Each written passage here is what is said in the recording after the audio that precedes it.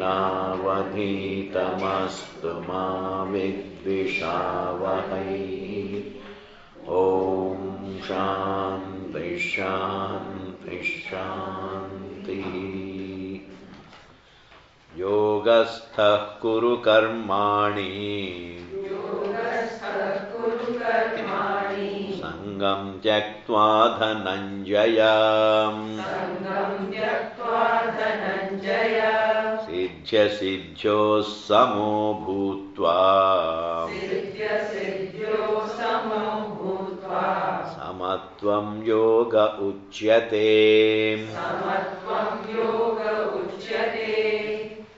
दूरेण ह्यवरं कर्म बुद्धियोगात् धनञ्जय। बुद्धौ शरणमन्विच्छ कृपणाः फलहेतवः। बुद्धियुक्तो जहातीह उभे सुकृतदुष्कृते। तस्माद् योगाय युज्यस्व योगः कर्मसु कौशलम्। कर्मजं बुद्धियुक्ता हि फलं त्यक्त्वा मनीषिणः। जन्मबन्धविनिर्मुक्ताः पदं गच्छन्त्यनामयम्। यदा ते मोहकलिलम् बुद्धिर्व्यतितरिष्यति तदा गन्तासि निर्वेदम्। श्रोतव्यस्य श्रुतस्य च।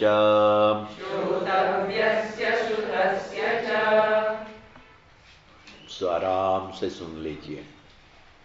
Now, you know another very popular word. One very popular word in this world these days is the word yoga.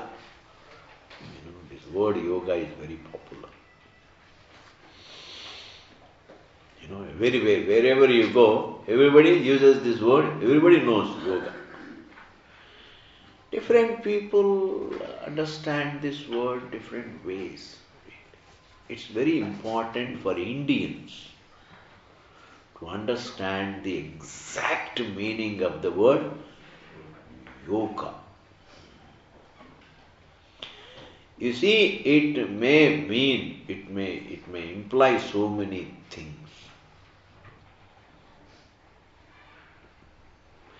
But there is only its meaning, its actual etymological meaning. That, etymological meaning, the meaning of a word as derived from a root. That is called etymological meaning. That etymological meaning must be known. Very important. Then it can mean anything, but that principle is there. Like once we know what a human being is, then when it is a white man or a black man, we know what man is. Once we know what a man is, then whether it is a white man or a black man or a brown man or this man or that man, we don't caveman or a modern man, all just we know it. It's a man. The others are all just versions of it. The principle is the same. You understand? It's very important. Supposing you live with the word man, thinking that it means only white man, then you have a problem. That means your view of the word, the vision of the word, man is not complete, is not clear. In that manner, the word yoga must be understood in its etymological sense.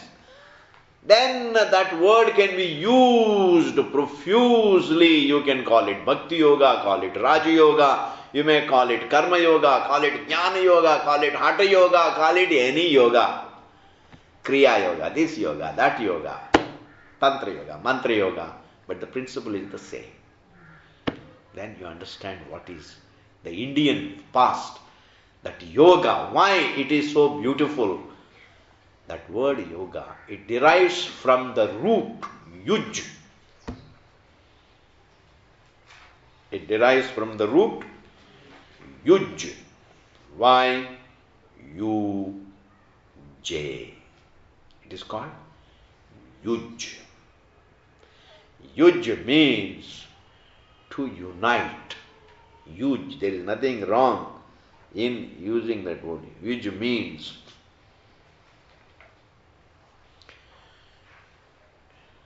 to unite. Yojane. Yojana. Yojane. Yuj, yojane. Yuj is a root in the sense of uniting something to something. Yuj is a root which carries the sense of uniting something to something, uniting something with something. Now don't conclude immediately what is that uniting something. You just go on hearing. Nothing like not concluding. You are absolutely, just sit down, आराम से सुनते जाना बस. Don't conclude. Conclude. अपने आप सोचने की मेहरबानी नहीं करना. There is no need. Just really, then you can think. Later on you can think. Not that really you should not. You should think, but not, you don't really overshoot the talk. Let not your mind overshoot the talk. Shoot what is being said. Because if there is something called uniting something with something, that uniting must be useful for me. Supposing I unite this object with this object, it is or not. Here uniting means this is a uniting which is useful for every living being. That kind of uniting. Are you able to hear? Supposing I unite this with this, I don't think it will be useful for everybody. It's nothing. I unite this hand with this hand. It's not going to really be great, useful. Uniting here means, you must understand, uniting something to its state of, its natural state. Means what? Bring about harmony. Supposing the body falls sick, you treat it and unite it back with its nature, a natural state of being in harmony. That is, uniting the body back with its nature is called yoga. Is yoga. What you do to do it, that is your lookout. But whatever you do to unite the body with its intrinsic natural state of harmony is yoga. You have created disturbance in the house, let us say. You told a lie. And then it has created really problems in the house. One wrong word you use, that's it. One wrong word can disturb you for your whole life, understand? Don't discount the power of words. You should be more, because your thoughts are not perceived by anybody. Therefore, you can use all your freedom to entertain whatever thoughts you want to have. because the words are heard. Thoughts are invisible. But when you speak words, words must be very careful, you must be very careful. Therefore, anyway, you have created a problem in the house. This is called a disharmony. Disharmony. And then do something, some prayashchitta karma or something you do. Say sorry to everybody in the house and then bring the household back to its original peace and harmony. That effort is called yoga. I want you to understand this word yoga. Don't think yoga means, standing on one's head in Brahma Muhurtam. Early morning, get up at 4 o'clock and stand on your head. That alone is not yoga. Yoga is not an exercise. Yoga is a very necessary man's genuine effort to normalize things. A genuine effort to normalize things is yoga. Supposing you have disturbed your mind by getting into a vice, let us say. Suddenly, you went to a party and says, "Thoda le lo, koi baat nahi." Thoda le lo. Don't take the whole glass, but take half a glass. Take half a glass. And you are such a strong person and you are such a sane person. Nothing will happen to you, you are too strong. Thoda stuti kiya, aapne socha, okay, you'll have it. And then afterwards you liked it and next day again you have it and then you got into problem. This is what is called creating disharmony, causing disharmony. And then again you do something and come back to a state of harmony. It's called yoga. Whatever you do is yoga. Bringing things back to a state of harmony is yoga. Body gets disturbed, therefore you do some exercises and bring it back to a state of harmony is yoga. What you do is yoga, that state of harmony also is yoga. One is a yoga as a means, the other is a yoga as an end. I want you to understand this, please. Bhagavan Krishna says, your duty is yoga and the duty creates mental peace. That is also yoga. Why? Because the effort is yoga, the result is yoga. Taking medicine is yoga and the body becoming all right is also yoga. And therefore, once we understand the meaning of the word yoga, then all that Krishna says, keep doing at every turn. Be yogastaha. Be rooted in a process of normalizing things. Be rooted in the process of living a life in which really you normalize your health, you normalize your mind, and even you normalize you rectify your view about yourself. Even studying Vedanta and rectifying one's view about oneself is also yoga. There is nothing wrong in calling even Jnanam as yoga. There is nothing wrong as long as we understand the word correctly. Words are innocent. Words are innocent. We don't have to fight over words as long as we are clear about meaning. What does it mean? Even Brahma Jnanam is a yoga. Why? Because I am using knowledge to remove the disharmony caused by error. It's called Jnana Yoga.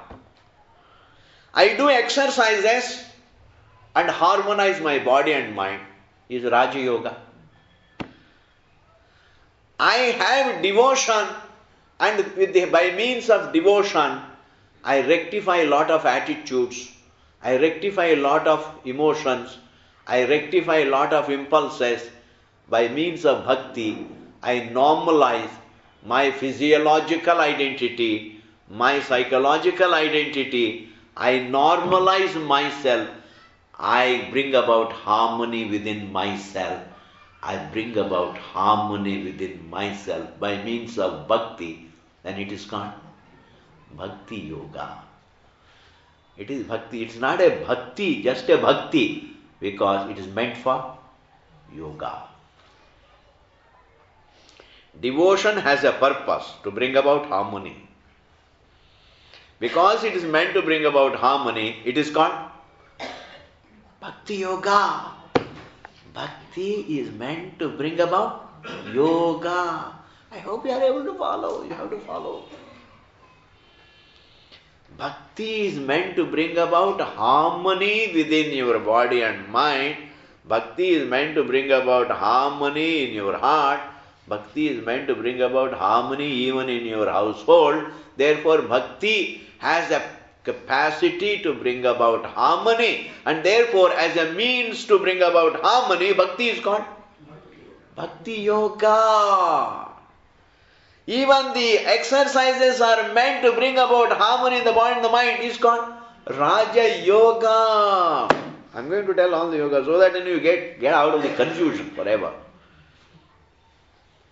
Supposing I mistake, there happens to be a pillar, an electrical pole is there, and I think a man is standing. You understand, happens to be a stanu. I think it is a man, and I am getting scared. The fear. This is called disharmony. That fear is called disharmony.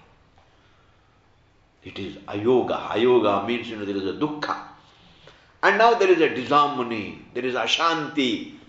There is dukkham.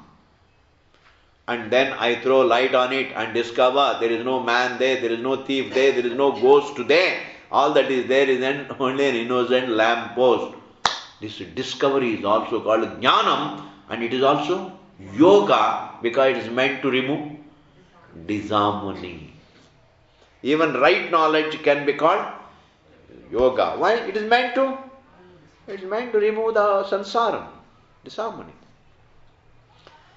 Therefore, anything, and in the same manner, doing our duty, Krishna says, can be yoga. Karma done, duty done, prayerfully to God, brings about harmony in yourself and around yourself.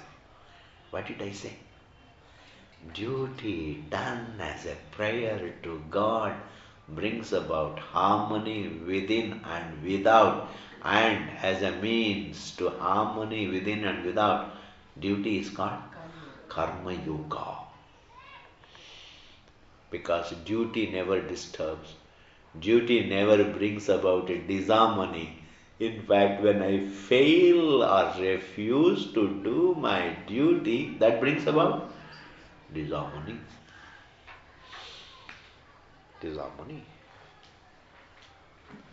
In fact, disharmony is caused due to lack of either doing duty. When I don't do duty, there is disharmony. When I have no devotion to God, there is disharmony. Because lack of devotion means lack of attitude also. That is both important, right attitudes, a lot of right attitudes, for a short term can be invoked. A right attitude for a short while can be invoked. Swamiji, why don't you give an example? On the day you go to Sagar, you are so happy with everybody. Suppose in the morning you want to go to a big Bhandara, you are going out to Switzerland for traveling. Until the trip is over, that very idea that you are going to go to Switzerland makes you very happy. And when you are happy, you are good to everybody. Therefore, you can invoke goodness in you in the short term. But can you sustain it? After coming back from Switzerland, my goodness, you are not the same. You are not the same. Therefore, to be good for a short while is different from to be consistently good, and to cherish it, to cherish goodness as a value that brings about harmony. to sustain goodness in your heart as a value, as a means to bring about harmony. For that you require devotion. I am telling something important. Without devotion, when there is no devotion, lack of devotion causes disharmony. When you don't do your duties, it causes disharmony. Therefore, disharmony is removed when I do my duties. Disharmony is removed when I have bhakti for Bhagavan and rectify my attitudes. Lack of self-control leads to disharmony. And when I control, there is harmony. Therefore, even self-control is what? Yoga, yoga, yoga, yoga, yoga. Self-control is yoga. That means what? Krishna says, may your life be rooted in yoga. Yoga means what? Any effort done to bring about harmony in your body, in your mind, in your household, in your life, bringing about harmony in yourself. Any effort made to bring about harmony in yourself is called yoga. Now I am going to ask a question. Is there an alternative to yoga? Supposing, I don't bring about harmony, will it happen as an accident? No. I have to participate in bringing about harmony. I can't leave it to time. I can't leave it to chance. I can't leave it to anything because I have to bring about harmony. It's like even if I am illiterate, if I don't know Sanskrit, I can't leave it to time thinking that one day Sanskrit jnanam will take place. Suddenly I will become Kalidas. Kalidas also people think, he became a scholar. Like that. No. You go and ask Kalidas. He'll say, what are you talking? My God, I had to work hard for 25 years to memorize all the Sanskrit. Are you able to follow? Suppose you don't know French, will it happen like that? To work. In the same manner, if there is a disharmony in my body and mind, I can't leave it to chance or fate or time or anything. You can't leave it to anything, please understand. This is one of the wrongs. We have to take charge of the harmony within our life. I have to take charge of my health. I have to take charge of the harmony, peace in my mind. I have to take charge of the peace in my household. I have to take charge of my life. I can't just leave it to some chance and some fate, some destiny. Fate, destiny is all okay. But that doesn't mean thinking about destiny does not mean giving up your effort. Generally, whenever you get convinced of destiny, whenever you feel convinced of destiny, on that day you give up effort. Why? तो destiny सब कुछ हो तो effort क्या करना है? Hey, keep making effort because there is no alternative to effort. Are able to follow? Therefore, thus we have duty also properly done prayerfully becomes a yoga.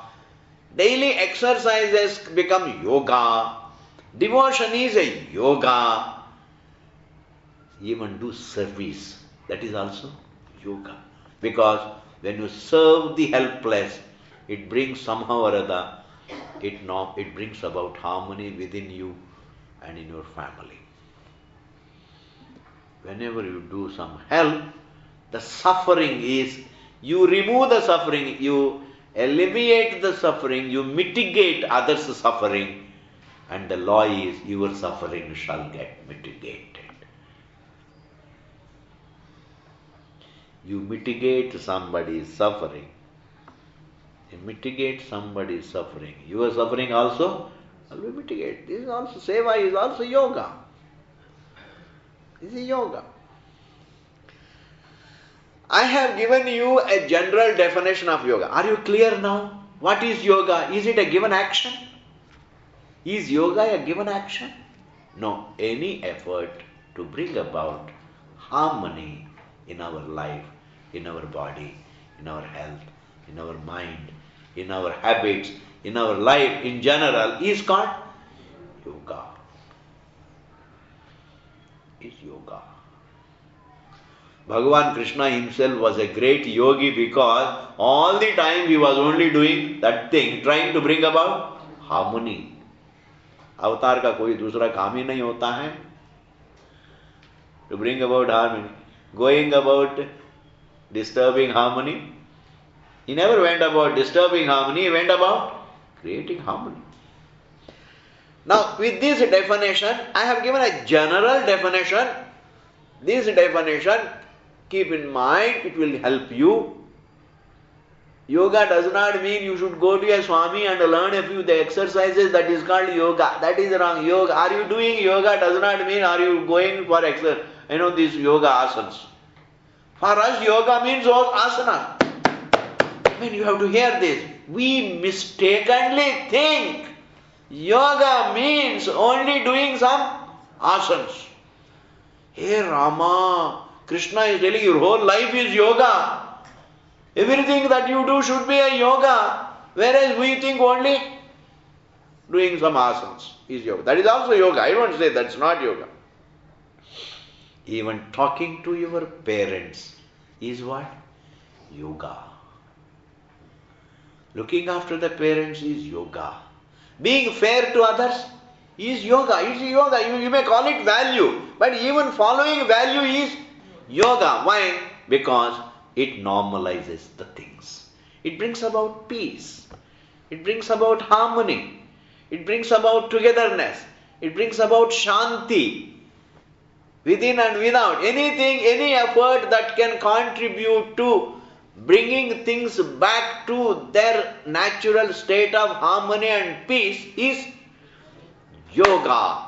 Now, if with this definition in the back of your mind, look at this verse. I'm giving a huge responsibility with this definition in your mind. Look at the verse. Yogastha, rooted in yoga. Yogastha san, kuru karmani. Do your duties with the purpose of bringing about peace within your mind, within your life. Yogastha kuru karmani. Do your duties. How should you do your duties? Sangam tyaktva. And without attachment. I don't mind translating it as without attachment. Attachment here, I am going to give a new meaning. That is, here attachment means doing your duty primarily for material results is called attachment. Doing duty means what? Converting commercializing all your actions is called attachment. Commercializing all your actions. Doing all your actions only for material result, if this is not commercialization, then what else is commercialization?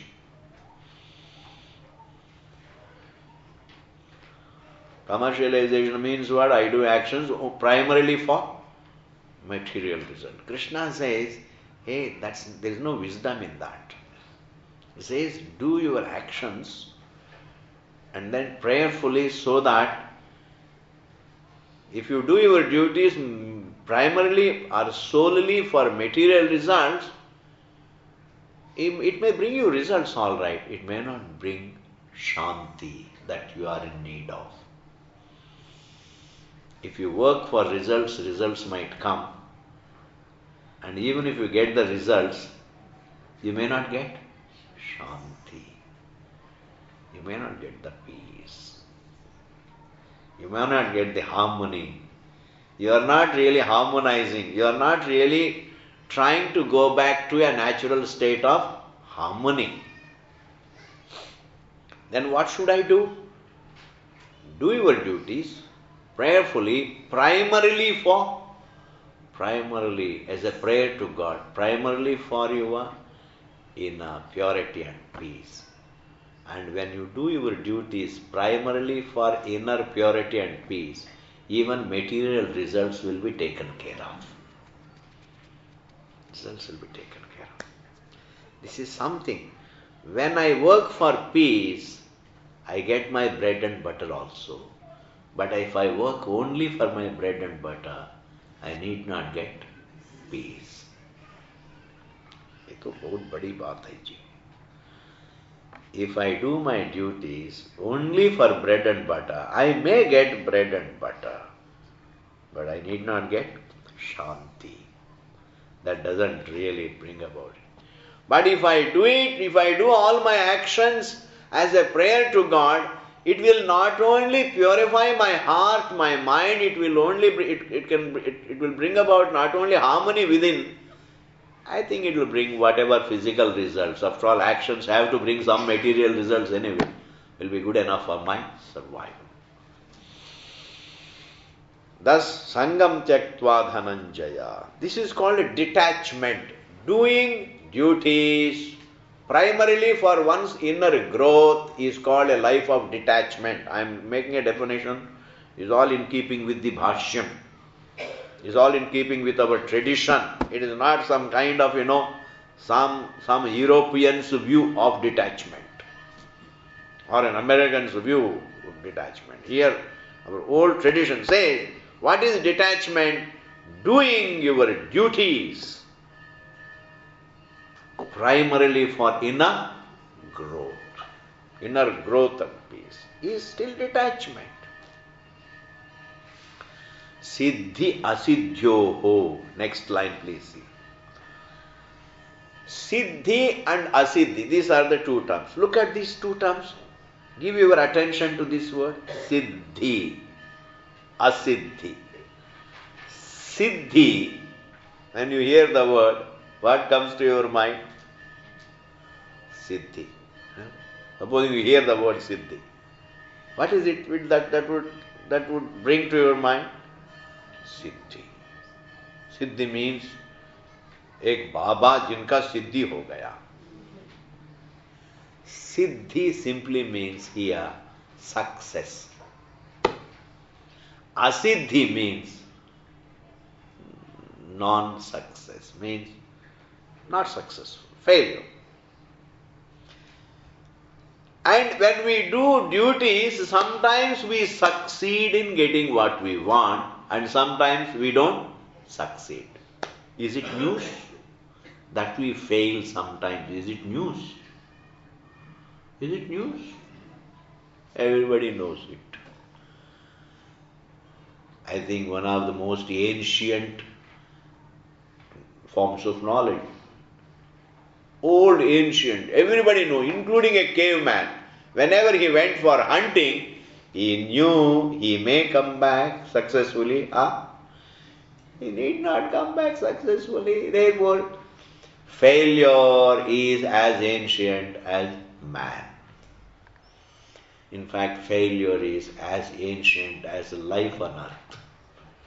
I am going to take one more step. Failure is as ancient as life in God's creation.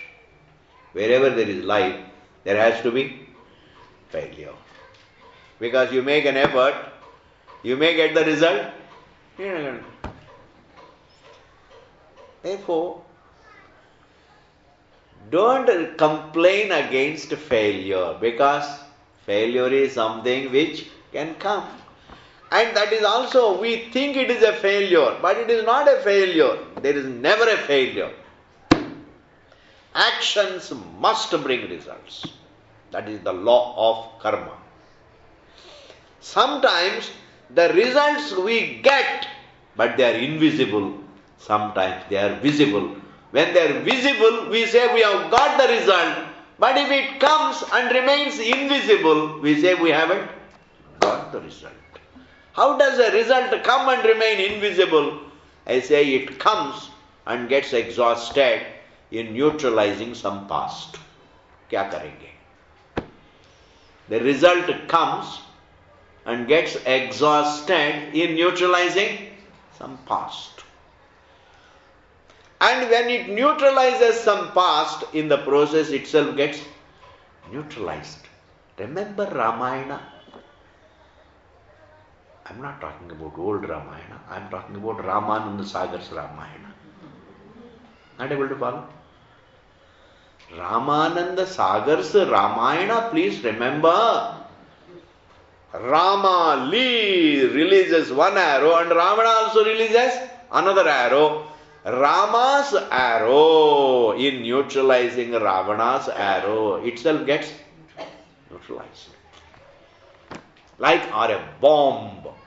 You explode it on a building. It destroys the building and itself gets destroyed.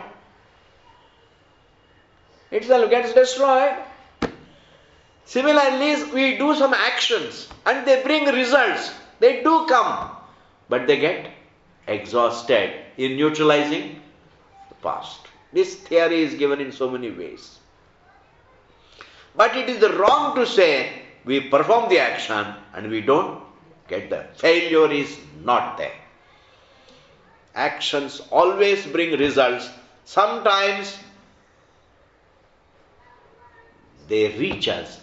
Sometimes even before they become visible, even at an invisible stage, get neutralized.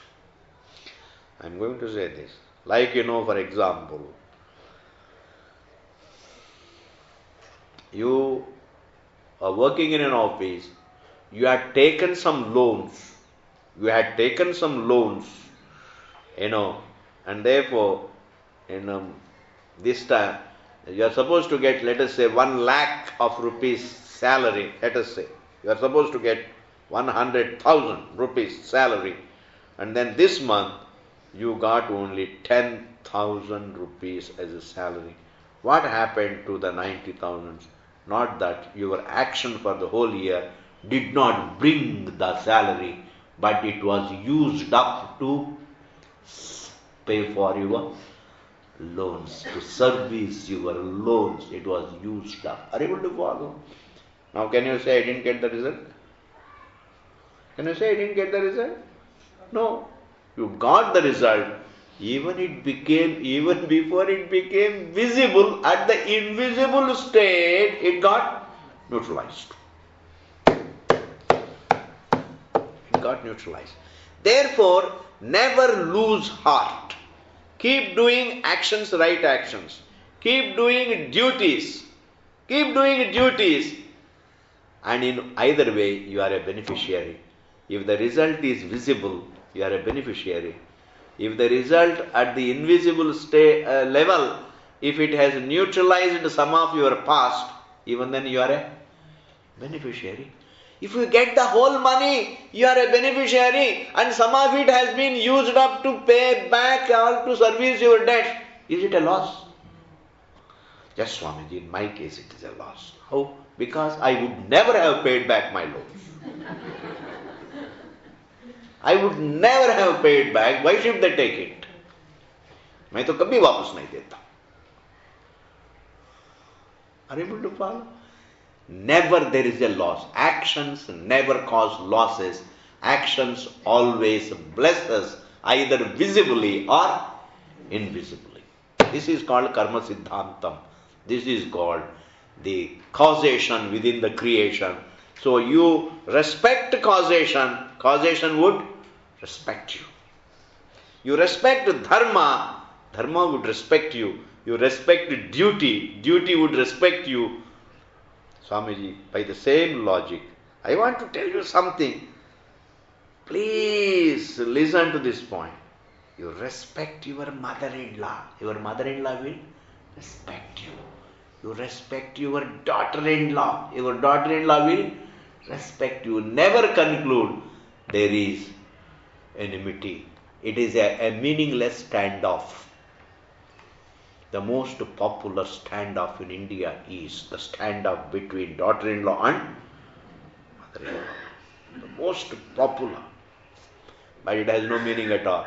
But the moment you start really liking, if you respect the other person, you will get the respect. That is the law of karma. Please respect this causation. You always get what you give. Therefore, now here Bhagavan says, Siddhi asiddhyoho. Meaning what? When you get the visible result, it is called success. If you don't get the result in a visible form, we call it asiddhi, failure. But fundamentally, there is no there is no failure. There is no failure at all. Either it comes on you, either the result falls in your hand, or it just gets neutralized in neutralizing. Like the medicine gets neutralized in neutralizing the disease. I want you to hear this. Medicine gets neutralized in neutralizing the disease. Neutralizing the disease. Therefore, everybody has a past that requires neutralization. Everybody has a past. Even in this life, whose past is absolutely perfect? Whose past is? Is there anybody who is not in need of making amends for his past? Is there anybody? I don't think there is anybody who is not in need of making amends for his past. Therefore, there is always something to be desired. There is always something lacking in one's past, and the present duty sometimes goes to rectify to neutralize the past. That is why if you go on doing the right deeds, suddenly you get a breakthrough in life. Breakthrough comes not merely by just waiting in time, but also doing the right. Whenever you are, faced with a huge obstacle, whenever you see a stumbling block there in front of you and you can't move ahead, the best thing is don't rest contented. Do either prayer, intense prayer, or do some good. Appease somebody's hunger, a poor man's hunger. Give some medicines to somebody. I am telling this, I mean it. This is what I mean. Give some medicines to a sick man. Give some food to a hungry man. Give some water to a thirsty man. Like all in summers, people always put some drinking water pots, and they tell you these are. Or even put some water on your terrace for the pigeons to come and drink that water. That is also a life. Don't underestimate the good that is going to do to you. Take interest in putting water. Don't say, Ramu, thoda pani rakh lo. Apne aap rakh lo. Otherwise, Ramu will get the phalam. Why should Ramu get the phalam? You should get the phalam. Why can't you take the water and put there? Why can't you put some grains there? Enjoy feeding the birds. Enjoy feeding a poor man. Enjoy giving some blanket to a man who is suffering. There are so many, and therefore even in your own circle, there are so many people whom you can help. And just, that can give you a breakthrough, because life, there is so much of past. And when I am faced with a stumbling block, the best thing is invoking God's grace, and that grace can give us a breakthrough. Pakka.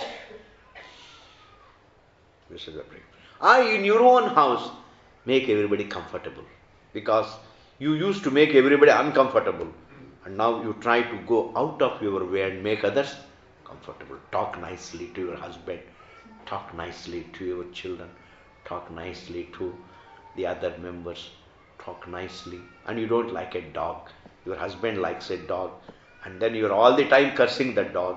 When this dog will go away, and be nice to your dog also. Be nice to your dog. In this manner, these good deeds can neutralize the past papa. All these, even pilgrimages, I tell you, have something to give us. They are not just, myths. They are not superstitions. They are not superstitions, because you go there and you pray to God to give you a breakthrough. Hey Bhagavan, let there be peace in the household. My children are not doing well. Please give them a breakthrough. Give myself a breakthrough. My husband a breakthrough. Vagera, vagera. Create in us right values, right habits. If you say this, do you think that this is an ordinary thing? I have told you, every aspiration that takes place in your heart is taking place in the truth. Aspirations are taking place in the truth, because taking place in you means taking place in the truth, because you happen to be the truth. And sankalpas taking place in the truth are called satya sankalpas. And the sankalpas taking place in the truth will never go waste, and they will have to bring their results. They have to become realities. And therefore, now coming back to the point, there is no such a thing called failure in life. Certain actions bring results which are visible, and certain actions bring results but they are used up to neutralize the past. That is also a benefit. That's also a benefit. That's also a benefit. Why not? Siddhya Siddhyoho, now Krishna says, in both what you think success and what you think failure, samubhutva, invoke in yourself equanimity towards both success and failure. Receive both success and failure with equanimity of your mind. Receiving success and failure with equanimity, quote unquote. I want you to concentrate on this phrase. Receive both success and failure with equanimity. How can you receive success and failure with equanimity? But Krishna says you have to. That is only possible when we understand that even what we think failure is not failure. Because the karma siddhantam is such, when you do an action, it has to bring the result. It has to bring the result. But sometimes I get the result, sometimes Bhagavan, it is used up, exactly like it happens in your company. Either you get the whole, कहते हैं ना, सब काट कूट के इतना मिलता है. What does it mean? What does that mean? Kaat koot ke kitna? What is your tankha? You ask a driver, what is your salary? What does he say? Kaat koot ke 5,000 milta hai. Kaat koot ke means that is also benefit. It will come to you later on, or it has been used up to service your debts. Yes. If this is the wisdom, no action has gone waste. Either it has come to me or it has been used up to clear my past. Then taking both success and failure is possible. Possible. And the law of karma is not my creation. Law of karma is God's creation. If the universe is not my creation, then the laws operating in the universe also are not our creation. And being respectful to law of karma means being respectful to Bhagavan, who is the material of creation. I'm going to now, a new point I am introducing slowly. I know it's tough, but you have to hear. You have to hear. There is no alternative. I am introducing a new point. Like when you respect a pot, you are also respecting clay. When you respect a ring, what are you respecting? In fact, you are respecting gold more than ring. Respect to the universe is respect to the material with which the world is made, Bhagavan. Respect to creation is respect to the Creator. Respect to the law that operates in the creation. Respecting the law that operates in the creation amounts to respecting the creator of that law, Parameshvara. And how many laws are operating in this creation? There is only one law, the law of causation. What did I say? Law of causation. Say it. Law of causation. Law of causation is the truth in the universe. Law of causation means karya karana bhava. What is it called? Karya karana bhava. कम से कम ज्ञान मिलेगा, ज्ञान नहीं मिले तो जरूर पुण्य मिलेगा. You can say it. What is it called? Karya karana bhava. Karya means effect. Karya means effect. Karana means cause. Cause and effect relation. Everything is nothing but cause and effect in this creation. If you have reached here, this is the effect of your deciding to come.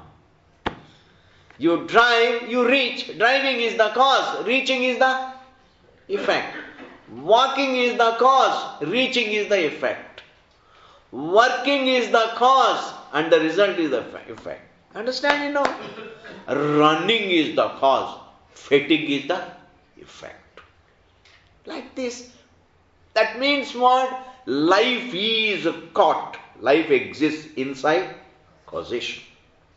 This causation, whether you call it physics, or you call it chemistry, or call it physiology, or psychology, I am telling you the law is only single, and that single law is called law of causation, and within that law of causation is the whole universe. You do the good, you get the good. You do the wrong, you get the wrong. You sow sweet, you sow the seeds of sweet trees, you get the sweet trees. You sow the bitter seeds, you get bitter fruits. You sow the sweet seeds, you get the sweet fruit. What is it called? What is it called? Causation. This is called law of causation. This law of causation is what runs the show. This whole show called God's creation, this is a show run by whom? Law of causation. It is that one law that runs the show. And that law, whose law is it? Bhagavan's law. Whoever is the source of the creation, whoever is the material for the creation, the same is the material for that law of causation, and all our actions are within that law of causation. Therefore, when we respect that law, we are also respecting Bhagavan. With respect to the law, with a prayer to the maker of that law, you do your duties, knowing full well, no action of yours has gone waste. Your action always has brought you results, either visible or invisible. Visible results you see, invisible results, they somehow or other have been used up to neutralize your past, then also it's a benefit. At least the burden is reduced. There is a backlog. There is so much of past which we are carrying. And some of it is neutralized, you feel light. Yes, sometimes whenever you get the breakthrough, you feel light in life. ठीक है, आजकल ठीक हो. Some people say, आजकल ठीक हो. It's a big thing. It's not easy. It's a big thing. This is what is called Siddhi Asiddhyoho Samo Bhutva.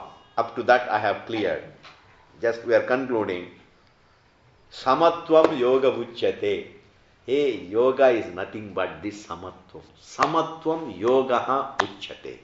Bhagavan Krishna defines yoga as samatvam. Either he points out equanimity as yoga, or he defines yoga as samatvam. Samatvam means harmony is yoga. Mental equanimity is yoga. Accepting both success and failure with the same wisdom, with same equanimity is yoga. Accepting whatever God gives as prasadam is yoga. We will go into it, prasada buddha, etc. when we come back from the vacation. Please understand, there is a logic for equanimity.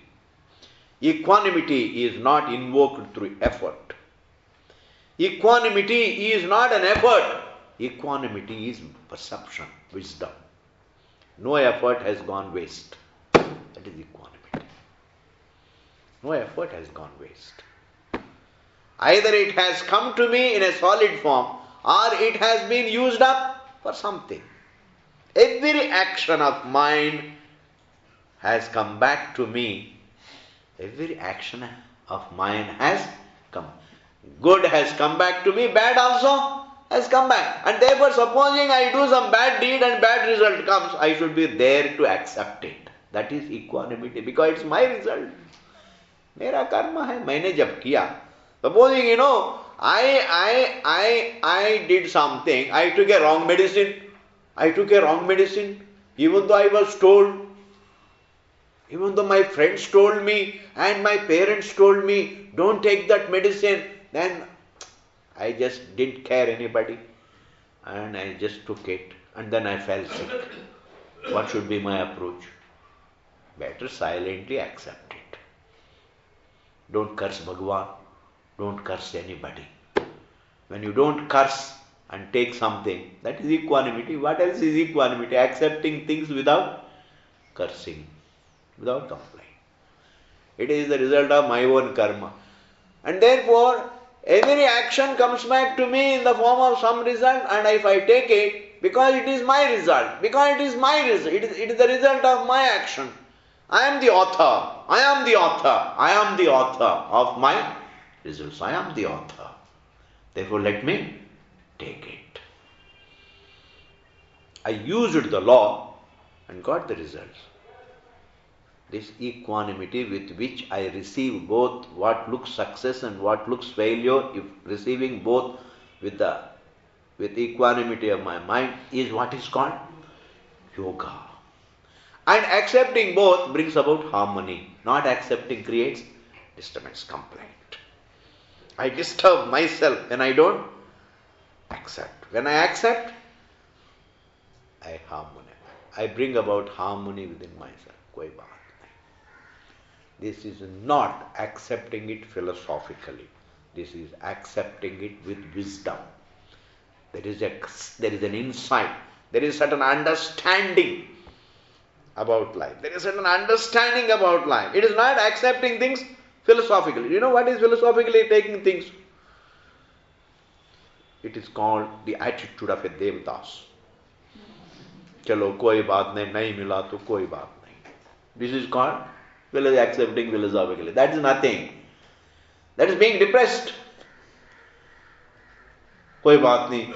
If you don't marry me, koi baat nahi. My Rishikesh ja raha hu. What is it? Is it depression or equanimity? Depression. Is it depression or equanimity?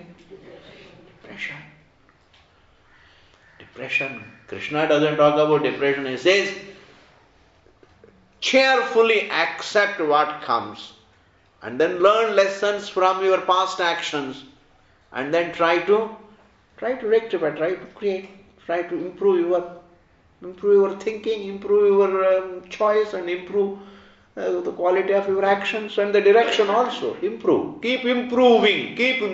And where do you draw your lessons from? Supposing you want to draw lessons. From whom? You have to draw lessons from yourself. Don't draw lessons from others. Don't draw lessons from others. Draw lessons from. Keep learning from yourself. You are the best teacher.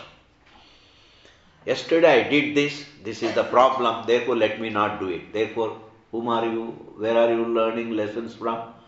From whom are you learning? Lessons from yourself. Unless you learn lessons from yourself, you will never improve. You have to keep learning from your life. Keep learning from yourself. Keep learning from yourself. I didn't go for my walk and I put on extra weight. Let me go for my walk. This is what is called learning lessons from yourself. You are your teacher. Keep learning lessons from yourself. Don't try to learn from others. You can learn from others. That is a different topic. But the real difference, will make in your life. It will make a real difference in your life if you start learning lessons from if you start learning from your life, learn from yourself, learn from yourself. I started drinking, I lost my health. Okay, now I'm concluding, don't worry, don't worry. I started drinking, I lost my life, and therefore I have to stop it and then rectify. I should not do it. Then I'm learning lesson from myself. Don't say like this. I was drinking, I lost my life, and somebody came, one sadhu came, Swamiji came and told me don't drink, and I learned from him I should not drink. And is it like that? Hey, don't try to draw lessons from anywhere.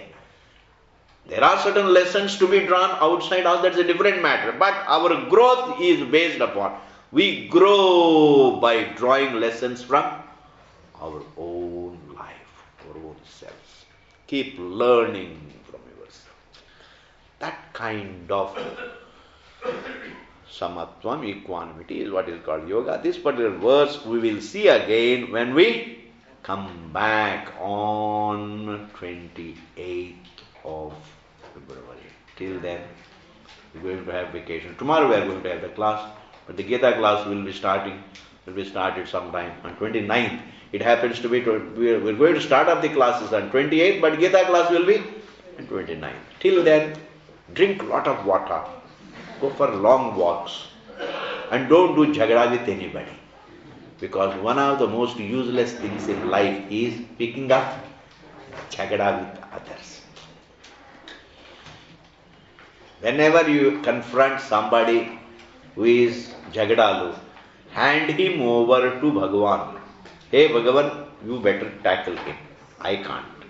God, tackle this joker. You will use this language. God, handle this joker. God, tackle this joker. I can't tackle jokers. God, you must be having a lot of time. Therefore, use your time to handle these jokers. Give me a lot of peace. In this manner, try to live your life cheerfully, long walks, lot of water, good reading, and reflect on what you are hearing, and help at home, and also always be doing something useful for the family. Okay. Om Purnamadaha